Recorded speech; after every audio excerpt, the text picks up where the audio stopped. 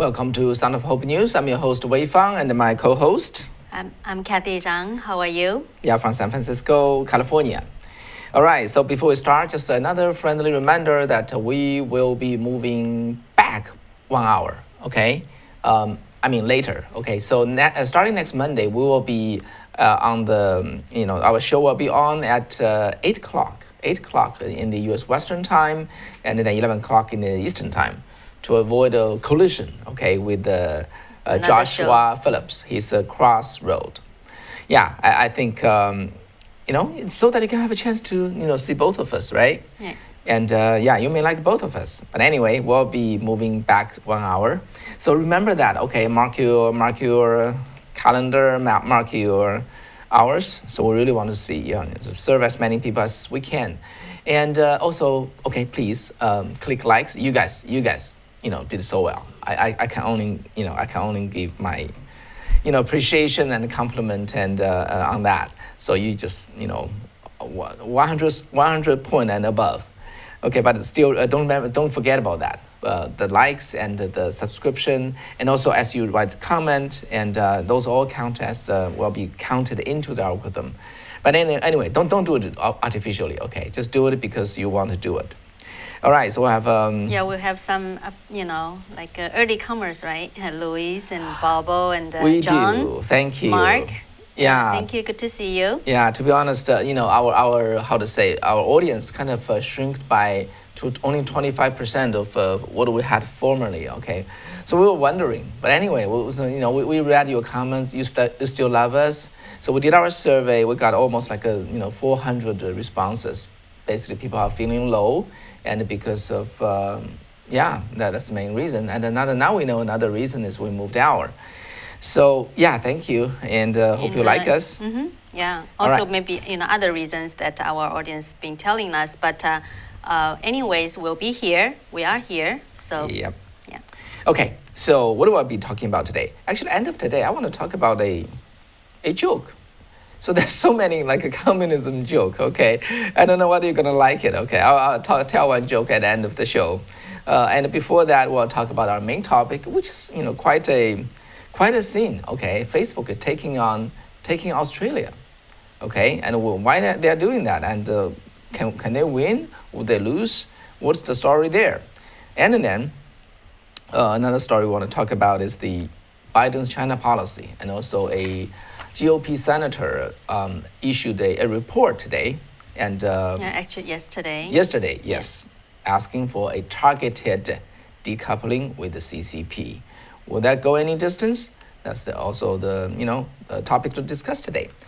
Okay, so before that, let's get back to Let's get back to the Texas. Okay, the winter storm that is hitting our south. And so basically at this moment, as you know, starting on Saturday, February 13th, okay, in the late Saturday, temperature plummeted sharply, and then throughout the entire South. And Texas is the most hit state. And normally at this time, in a city like Fort Worth, the temperature shall be around 40 degrees. Now it's like a single degree or even 0 degree. So the cold weather will last for another day, then it will be over. But leaving behind the busted pipeline and all the issues here. And then as of now, the electricity is coming back, okay? So across Texas, Louisiana, and Mississippi, the number of homes without electricity was down to about 300,000. However, the water is still a problem. In Texas alone, okay, out of 159 counties, 15 million people was still experiencing water service disruption. 15 million. What does that mean? Altogether, there's only 30 million people, so about half. I want to make sure about that. Anyway, so let's don't dive into that detail. So 15 million people were out of the water services, quite a bit. The storm have so far killed at least 48 people since Sunday, including 30 in Texas. This is per Washington Post. I hope they're honest there, which I tend to think so on this kind of matter. Okay.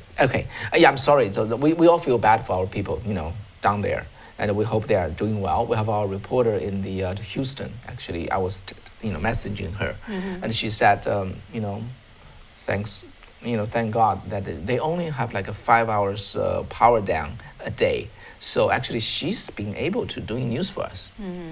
Son of Hope News, this very channel. We got other in Chinese, right? No, English. We're talking about English. Christy. Okay. Oh, Christy. That's right. Christy Su that some of you may watched. watch, yeah. She's been working, keeping up her work, and throughout this past, this bad week. So we want to thank her, and we want her to take care of herself. And okay. So some other things that happened, right? So there's a little city called Del Rio, right? Kathy, want to talk about that? Okay. Well, in the meantime, as so many people are out of electricity and water, actually, there's one small city called the city of Del Rio. The mayor, who is actually a Democratic mayor, his name is Bruno Lozano. He actually made a request through YouTube, online on Wednesday, pleading to the Biden administration that he said that we are not able to take any illegal immigrants because right now for those illegal immigrants who are waiting for a court date, the Biden administration changed the Trump administration's policy to allow them to come in. So this mayor said with this dire situation, they cannot take care of their own residents in the city. He pleaded the administration stop allowing those people coming in. So he had this, like a 2 minutes video online. So it just shows even he's in the same party, with this type of immigration reform, it's getting pushback. Yeah. Okay. So another thing I want to talk about is about the energy issue. As you know that in this winter storm across the south, especially in Texas, let's just take a look at that Texas, okay? Because the U.S. Energy Information Administration, they issue some data. So somebody just took the data and analyzed that. So generally speaking, as we know, the Texas lost power. So what type of power? Wind power, solar power, natural gas, and coal. They all failed to meet the surge in the heating demand. Well, you will say expected, just how much? The issue is how much, okay? Let's backtrack a little bit. Back in 2009, okay, the wind power, the wind energy, okay, took about 4 to 5%, less than 5% of Texas total energy output, all right? So the coal power, is 37%. Remember that? Coal. Yeah, so 4% and 37%. That was 11 years ago, all right? As of now, where are they? Each 20%, okay? So for the wind power, they quadruple the output of the wind. So they reach 20%, while they reduce the coal energy back to 20%. So both are the leading energy supply of the Texas. Then comes this winter storm. So what happens is this, okay? What happened is during this windstorm, everybody's hit. Everybody got reduced, okay? So in the first 2 days, there was 23 reduction of the gas production and also 26% reduction in the coal energy, all right? Because of, the pipe got a problem, the line got a problem, it's just dropped. And what happened to the wind? It dropped to 91% in 2 days, 91%. It's almost completely wiped out, all right? So if you look at a wider span, and now compared to February 7th, it's just about more than 1 week comparison. After they dropped, right? So they just step up, right? They try to recover the production. As of now, the gas production, natural gas. energy and natural gas increased by 400%. They were able to do that. But as of now, the wind is still 83% down. You understand that? Yeah. The gas, they reduced 23%. Then they increased by 400%. Well, the wind drop. If we put things into perspective, in Texas, totally 60% of the energy they are coming from natural gas, and 40% comes from wind, so-called clean energy, including the wind. Okay, and the coal is like another 20%. Yeah, I'm sorry, the natural gas will be the largest one. Right. The wind and the coal is not another leading one. Correct myself. All right, so as you can see, in this kind of situation, when really big thing hit, if you count on the wind and the wind is not blowing, then what will happen? So this is probably some important lesson that our federal and state government officials should learn from, and also the private business too. All right, another thing that aggravated the situation is the supply of the power. There's this primary electrical corporation called ERGOT. ERGOT. I think it's called Energy what? Energy Resource Council of Texas, something like that. Anyway, so basically, energy, most power supplier, they operate a like energy only market versus capacity market. What does that mean? Energy only market means how much energy you consume, how much you pay me, all right? And the capacity market means the power supply, they have to promise to maintain a certain capacity. So, which means there extra room, right? Yeah, so way before, we proceed ahead, actually, I saw quite a few audience are from Texas. Oh, you do? Oh, well, that's great. Yeah, so I think, thank you for letting us know. We saw you from Dallas and, some other places. So if you could just, write, I would really appreciate in such a situation you still come to our show, to watch our show. Really, really great. Greatly appreciate it. And would you please let us know, your situation? Especially, I think a lot of people are wondering, right? Why Texas energy, supply won't meet this demand under such a storm?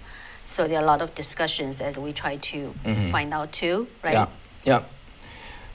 So if you have your input, just but I just care about how are you doing? You are watching this show, so it means you got power back. What about your water? I just wonder. Yeah, I saw one comment saying don't have water yet. You don't have water. From Christy Wolf.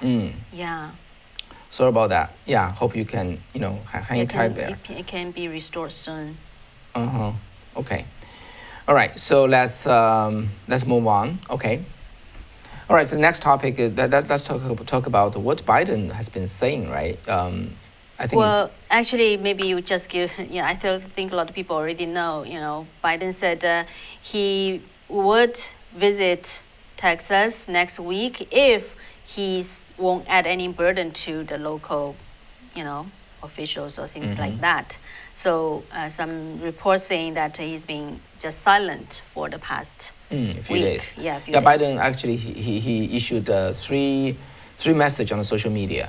Okay, other than that, he hasn't done anything yet, say anything yet. And but today he said he will be visiting Texas if does not create a local load, and he said he's the president for all Americans.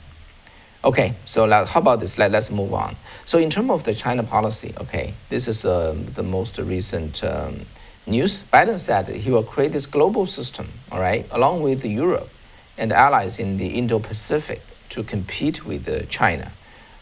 I want to say, if you know the situation, compete with the CCP, all right? Okay, so maybe should we just play a little clip of what he said? Oh yeah, okay, let's listen to what he said. Okay. We must prepare together for long-term strategic competition with China. How the United States, Europe, and Asia work together to secure the peace and defend our shared values and advance our prosperity across the Pacific will be among the most consequential efforts we undertake. Competition with China is going to be stiff. That's what I expect, and that's what I welcome. Because I believe in the global system Europe and the United States together with our allies in the Indo-Pacific worked so hard to build over the last 70 years.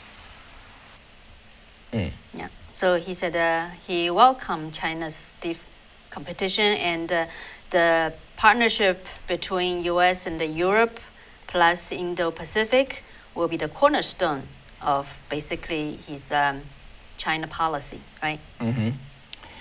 Yeah, but anyway, the China policy is one of the rare areas that both parties agree upon. It's just when it comes to action, then only come to the action we agree. We'll tell whether they are indeed the same. In terms of language, okay, rhetoric, I think is, yeah, I think, yeah, word-wise, they're on the same line. We'll see how things will, turn out to be. Well, but I think there's one thing, a couple of things, right? During his speech today, he did not mention CCP's human rights abuse. Right. Yeah, and or its role allowing the, Wuhan virus or the CCP virus just spread over to the United States and all over the world, and devastating the world's economy and people's life. So he didn't mention these two issues. Yeah, in the last 30 years, okay, human rights. So human rights has been Democrats' banner words. Mm-hmm. Okay, they always mention that. Interesting enough, when I just remember this, right? Back in 2016, when Trump was in this debate, right, the presidential debate, primary debate, he was saying that he said China, Putin and Xi Jinping are strong men, and like what he did in the Tiananmen Square, and so at that time it just created uproar in the Chinese community. They were saying that what's going on with this Trump? Okay, he concurred with Xi Jinping, so Trump never quite mentioned about human rights himself or proactively.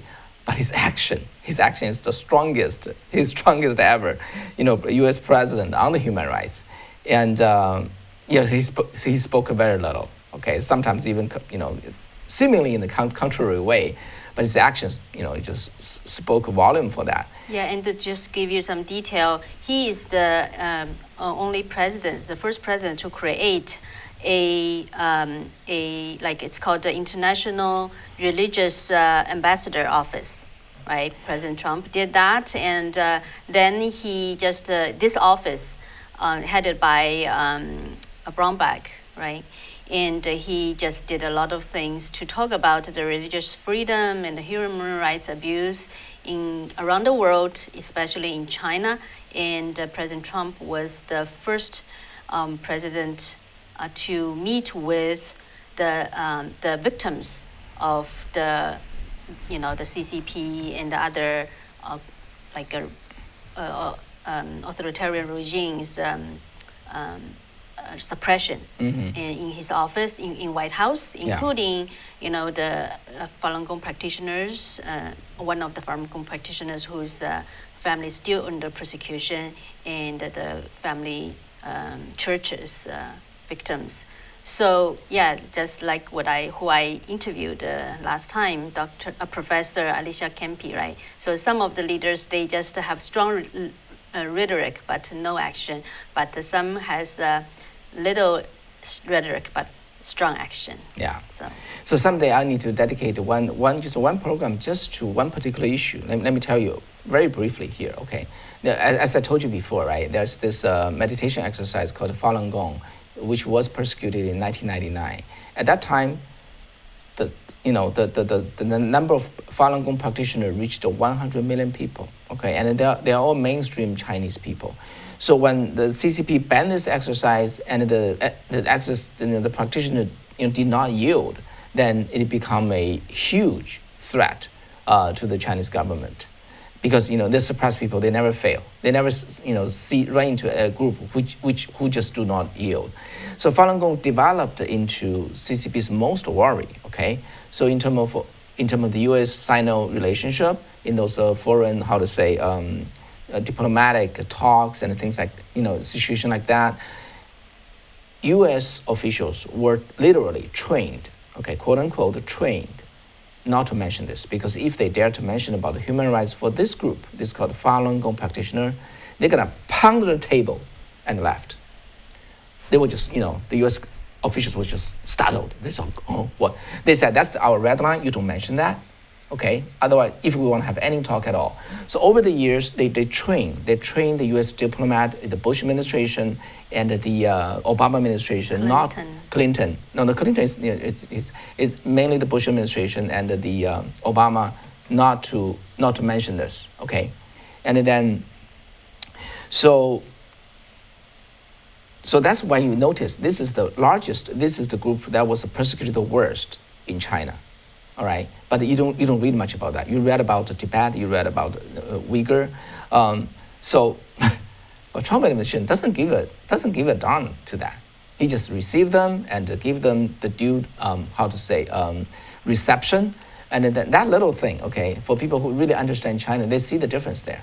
They do not mind the attitude of the Chinese government, so the CCP, and then but now when it comes to this administration, we'll see on human rights how they would respond to that.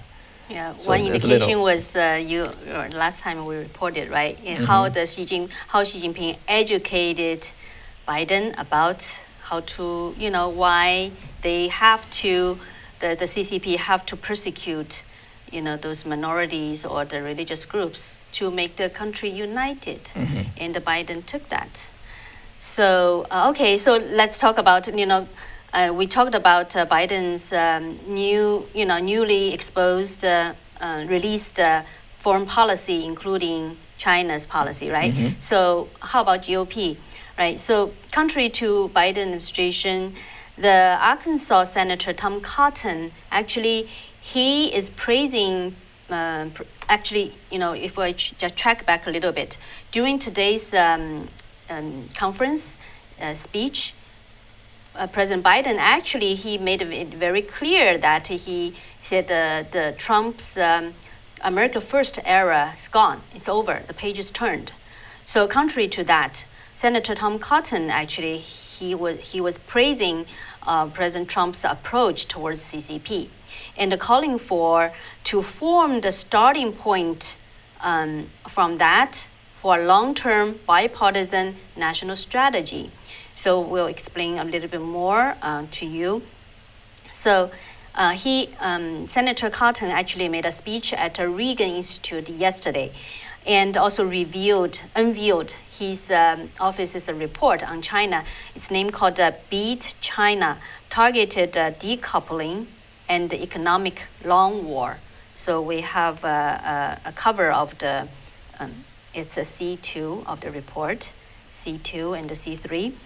So in this report, he's calling for U.S. to disentangle from the Chinese regime, and as it continues to steal U.S. intellectual property and spy on Americans. So that's the theme of the report. So let's just I just want to show you a little bit of the clips of Senator Cotton's speech. Today, I'm releasing a report entitled Beat China, Targeted Decoupling and the Economic Long War. This report details a strategy for competition with a new evil empire, Communist China. This evil empire preys on and spies on Americans. It imprisons innocent people in concentration camps. It uses slave labor to fuel its factories. And it denies the most basic freedoms to all of its 1.4 billion people. We need to beat this evil empire and consign the Chinese communists, just like the Bolsheviks, to the ash heap of history. But this Cold War will be more complicated than the first. China is wealthier and more populous than any enemy America has ever faced. It's also more entangled with us economically. America's deep dependence on China didn't grow up overnight. It was the work of decades, as Washington politicians pursued a so-called strategic partnership with China, and Wall Street and corporate America worked to integrate our economies. Many believed that open markets and open borders would make China rich and then make China free. So for decades, they fed the tiger and made it more powerful. The tidal wave of Chinese imports flooded our markets, sweeping away millions of high-paying American manufacturing jobs and devastating the communities that depended on those factories. This did indeed make China rich, but instead of reforming and becoming free, the Communist Party began to exploit the new connections between our free society and its totalitarian society. Okay, so that's Arkansas Senator Tom Cotton. So he said actually the will and the need to confront CCP is growing, and now it's time for action. So that's why he released this report saying it's really a strategy and an action and call for actions. So these actions, including especially decoupling U.S. and China sector that are critical to the economy. And so what are the areas he's suggesting to decouple? So that include artificial intelligence, critical minerals, entertainment, higher education, investment, medicine and medical equipment, telecommunications, and semiconductors. So he especially pointed out that the U.S. Granting of the permanent normal trade status to China was a mistake because that paved the way for Beijing to join the WTO. So he suggests to the status to be revoked and go back to an older system. Just will call for the president and the Congress to review China's trade privilege each year. And he especially praised the former President Trump and his administration for laying the groundwork for targeted decoupling from China through the policies. So, and actually, in the introduction of this report, the beginning of this introduction, we can show that that's C4, C4. Let me see. No, C5. So he's saying the Trump administration's most consequential policy will prove to be, in my opinion, a tough stance against the People's Republic of China. Since the 1980s, presidential candidates of both parties have run as tough on China only to soften their position after once elected. But President Trump was the exception to this rule, and his administration pursued a campaign to harden our defense against China's aggressive behavior and to sound the diplomatic alarm around the world. So, yeah, if you're interested, you can get online to watch. We can post the link of this report after this show. So, yeah, it's probably if you really care about the future of the United States and how the U.S.-China relationship will go, probably it's a report worth reading. It's about 84 pages. Mm-hmm. It's a long one. Yeah, that's. Let me share a little bit of why the U.S. politician really wrong, from Nixon to some extent Reagan too, and Clinton and George Bush and Reagan and Bush and Obama and so on and so forth. Okay, this is assumption. This is Americans' assumption. Okay, we give them investment, we give them technology, we help them build a free market. They seems to be doing that starting in the early 80s. Time goes by, they will grow a very strong middle class, all right? And those Chinese government officials, they are just normal citizens. They inherit this communism, and we bring them into our college, into our top school, Kennedy School in Harvard. We show them, see, our system is better. They're going to change their mind, all right? So give it time. Time goes by, they will change. And then gradually we're going to win China over into the free world. That was the assumption. Even as we hear today, it still sounds like a plausible, strategy. So what went wrong? Okay, so let me see whether I can explain this clearly. Okay, I'm starting with a very famous dissident from Poland. After he went out of the Poland and went to the U.S., he said this. I forgot his name. Okay, I cannot just sum it up here. At this moment, but I remember his word. Okay, he said this. He said communism different from any tyrant in the history. Okay, the conventional, the normal tyrant, they torture you, they mistreated you, and they say what they do and they do what they say. Communism is not different. While you force you force you to be on your knees. In the meantime, they force you to smile. Okay, he said this is the evil that was never seen before. This is the communist way. They always have two sides, okay? They're very, very cruel and very, very, how to say, bad, evil. But in the meantime, they paint a very, very good, a picture amongst themselves. That's the two things, okay? Killing and lying. That's the typical of communism. And as things develop in this country, you're going to see more and more like this. They have to control media, and while they have to control the military, they have to control the force.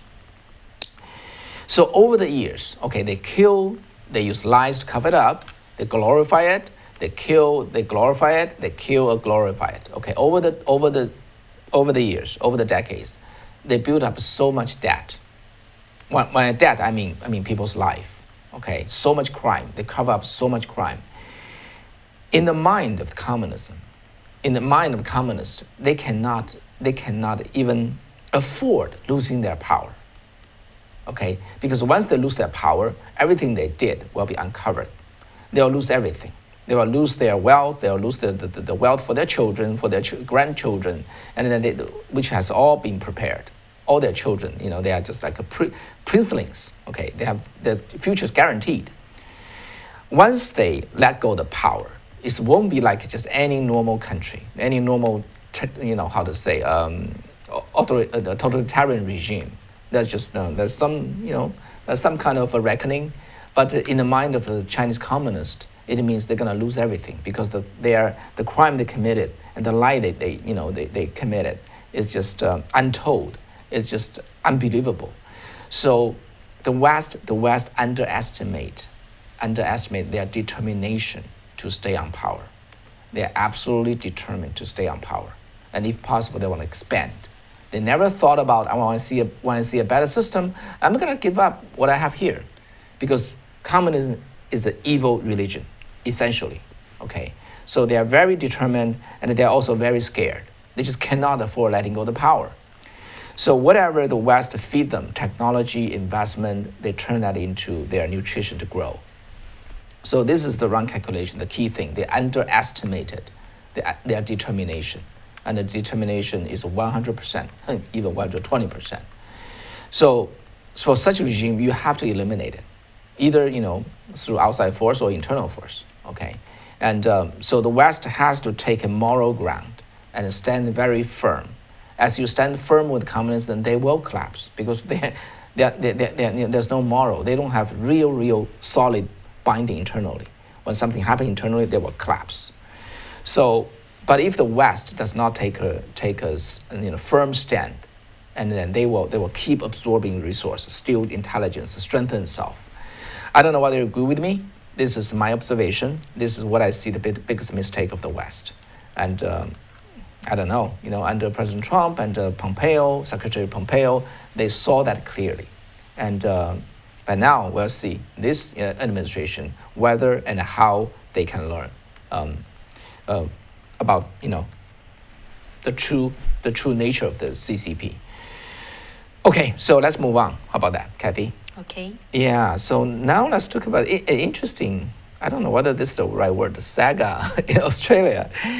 Facebook, okay, as you know, the big tech company, Google and Facebook, they are just, they're just aggregating news freely and just populate their platform with those news. And the media are complaining in Australia. They said, no, that's not fair, okay? They just took it for free because they are size, because they are leverage. Yeah, but also I think it is because of the more obvious political stance those social media is on, right? And the Australia government, the administration actually is not happy about that. So it's a conservative government, you mean? Right. Yeah. Anyway, so Australia is pending on the passing of a new law called the New Media Bargaining Code, and then would force those social media pay money to use the news. Australia produce the news. Yeah, because I think why is that is because by just freely posting those news, Facebook, Google, they can really gain a lot more popularity while they are making a lot of money, but they actually really restricting more and more on people's freedom of speech. Okay. Yeah, so I think that this is one of the ways the Australian administration government is thinking, in this way can kind of restrict them. Okay, yeah, thank you. Because I think what I've been reading is just face value. Thank you, Kathy, for pointing this out. Anyway, now, okay, so different from Google, who seems to back down. Okay, when Google said, if you insist, I'm going to take my search engine out, and Microsoft came in and saying, okay, that's fine, and let me fill in. So Google backed down, but Facebook doesn't seem to back down, and it is reported that Facebook felt not enough value is being put in this, in this organization with the new bargaining code by the Australian government. So Facebook then waged war. So they blocked all Australian news. All right. And Let's see, if in Australia, Facebook. you click on some news links and what will show you. So that's C6. We can Okay, let's take a look. take a look. Yeah, saying in response to Australian government legislation, Facebook restricts the posting of news link and all posts from the news page in Australia. Globally, the posting and the sharing of the news link from Australia publication is restricted. Yeah. So they are really saying, okay, we are responding to the Australian government's, action. Okay, so what are the responses?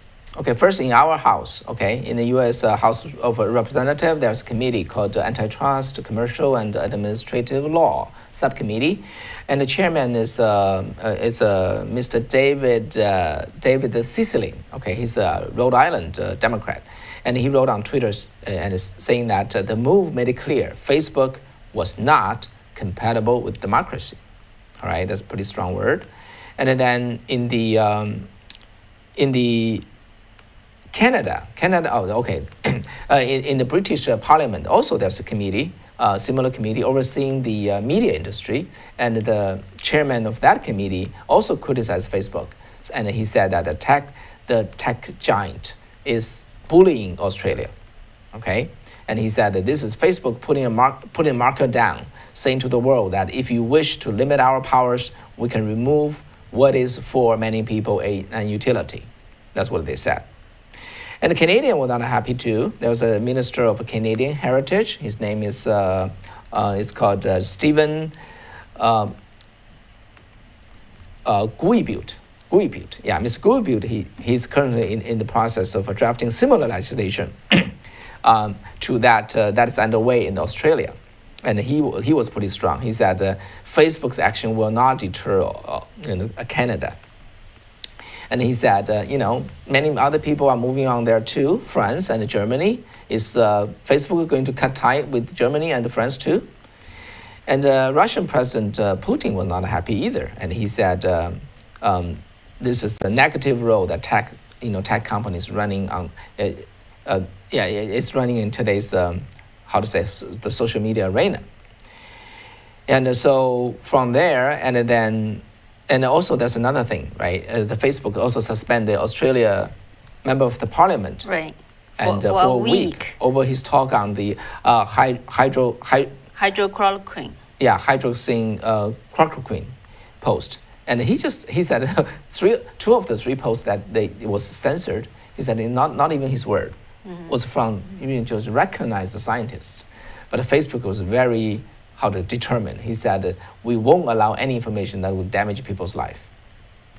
Well, so how's the response from the Prime Minister of Australia, Morrison? So he said that Facebook's actions were arrogant. And he said these actions will only confirm the concerns that an increasing number of countries are expressing about the behavior of big tech companies who think they are bigger than governments and that the rules should not apply to them. They may be changing the world, but that doesn't mean they run it.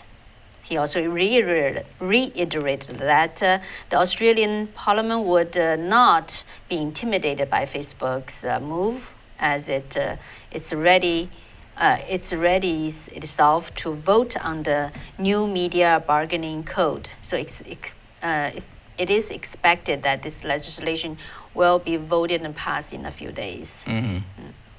Yeah, even like the former head of Facebook operations in Australia,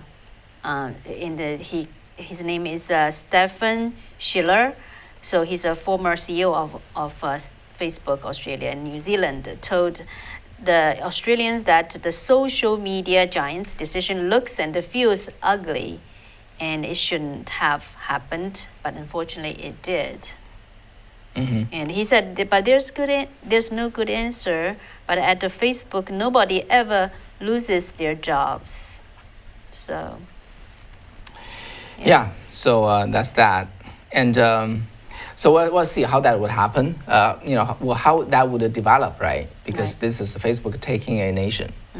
And all the other countries are watching. And the prime minister said he talked to Indian prime minister and a number of other countries, the head of other countries about this matter. And I think this is quite a thing to watch and see how things will develop.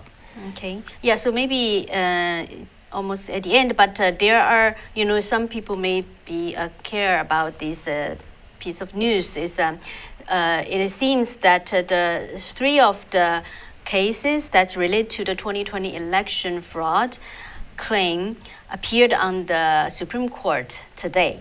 So I don't, know if you have read about it. So maybe some people are not very clear what does that mean. So I think we can just share a little bit on that. So the three cases are in Philadelphia, Georgia, and Michigan. So previously we shared with you, actually quite a few dozens of the cases related to the election are actually still active. So these are the three cases at the deck of Supreme Court. However, so what happened was today, like Friday, is the day that the U.S. Supreme Court, they would do it's called a conference, right? So they will kind of discuss a lot of cases. So actually, we can show you there was a tweet, so C7, talking about that, and some people thought, the Supreme Court are considering these three cases, but not quite so, not quite like that. It's on the docket. Right, and we can just show in more details, C8 and the C9. So that's the docket. That's a conference. It's called a conference. So these three cases, one is, you can see that President Trump versus Biden, right? So the other one is Linwood versus Georgia's Secretary of State, and another one is also it's the Trump's campaign team against Philadelphia. Michigan. Michigan. Yeah. Michigan, yeah. Right. So what happened is I just did some research. Yeah, and you can let me know if that makes sense. So actually, it said that every petition that is docketed at the Supreme Court and remain on the docket will eventually be distributed for a conference. That's what's happening today, and including these three cases. And the date What do you of mean the by distributed? distributed, yeah. So that's what it means. It's distributed to the different circuits for because on the Supreme Court. In the lower court? No, actually, for the Supreme Court, each justice they have a jurisdiction. Right. Right.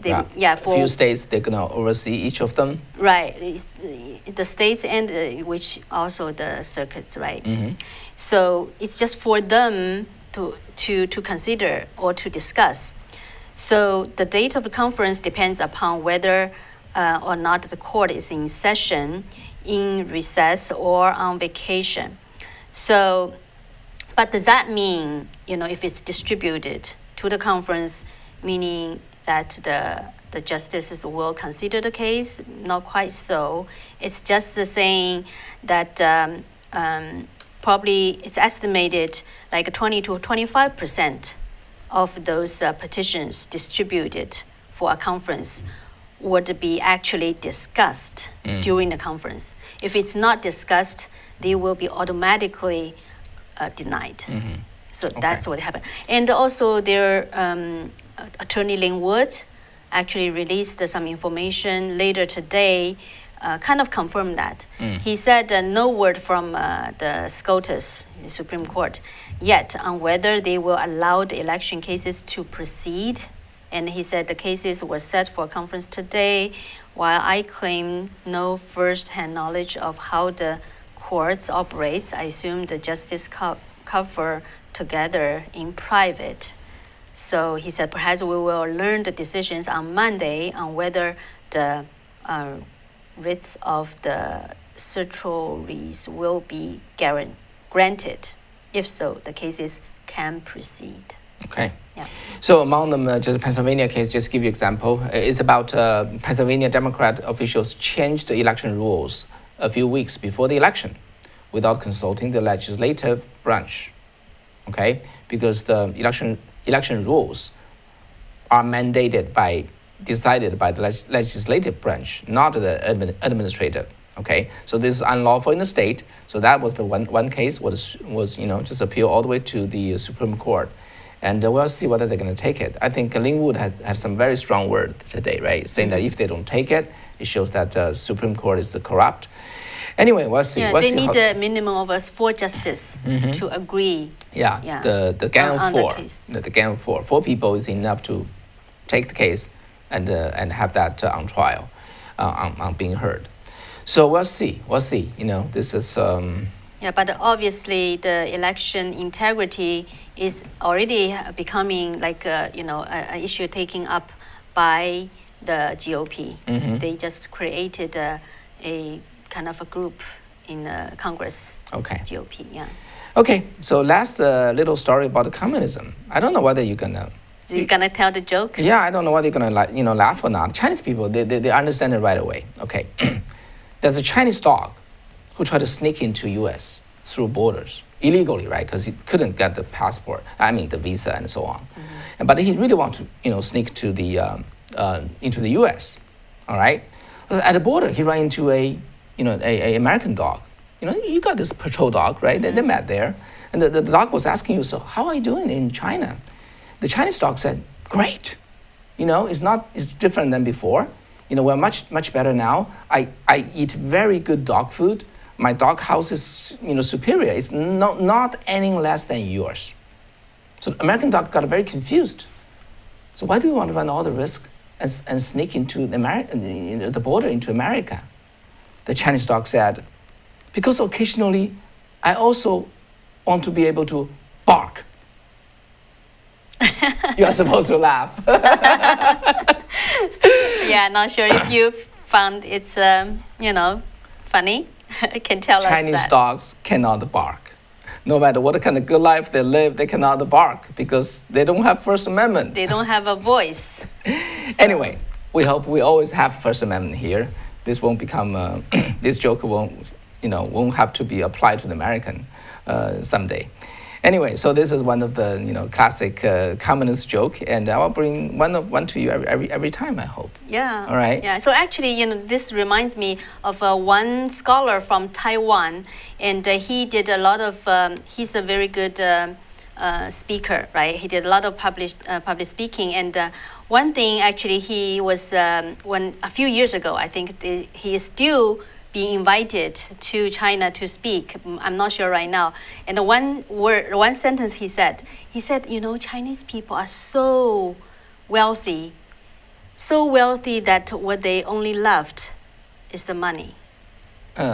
What the what? It's so wealthy. They are so poor that what they only have is the money. Yeah, they don't have anything else. Yeah. So, all right. We have the impression, is China becoming so rich? A lot of people have money, but, they don't have anything else. Yeah. Okay, so I got a lot of, people who say lots of laugh. Okay. And also Louis said, we love you, bro, but you need to work on the joke skills better. Okay. All right, we'll work on that. Okay. Okay. All right, thank you. Remember, guys, Monday, we will be moving back 1 hour. All Yeah, right. we'll return to the old schedule, which is Yes. 8 p.m. Pacific time, which is equals to Eastern time is 11 p.m. Uh-huh. Yeah, so please, if you can, just still come to our live show. Will be great. Thank you for your likes. So 250 out of 230 viewers. Gosh, this is mind-blowing. I have to capture the picture again. Thank you very much. You guys are so great. Yeah, you are the you're best the audience. best audience. Really I just hope, appreciate it. yeah, I just hope this 230 will someday become soon in the future become 2.3 million people. Yeah, by the way, we were reminded that on Safe Chat, we actually have quite some audience too. So yeah, we are starting to replying to the comments and just to communicate more. So yeah, it's great that it's growing. Our subscription on Safe Chat is actually over 10,000 now. Yeah, this is great. Yeah, and the Dick Tickle said, nice, 11 p.m. was a better time for me. Wow, that's great. Wow, you are late. You stay up late, but good for us. All right, thank you. Yeah, and at last, for the folks in Texas, please take care of yourself. Take care, yeah. Yeah, I saw actually Christy replied a lot. She was talking about the problem is like kind of the socialist policy. So maybe we would like to hear more about that in the future. In the future. Yeah. Yeah, because a lot of Californians are moving to Texas. Oh. And I saw a comment. People are worried about Texas becoming the next California. We hope not. Okay, support us. Let's clean up California so that we won't pollute Texas. How about that? Right. And Yeah. Debbie Griffith, you said thank you. Listened while cleaning my church. Really, you are from Texas? Wow. If that's the case, I mean, you really have our our greetings and Best wishes. Yeah, best wishes, and yeah, take care, our Southerners and our Texans, Texans American fellows. Yeah. All right. Okay, have a good weekend. Yeah. Take care. See you on Monday at 11 o'clock. 8 p.m. Pacific time. Bye bye.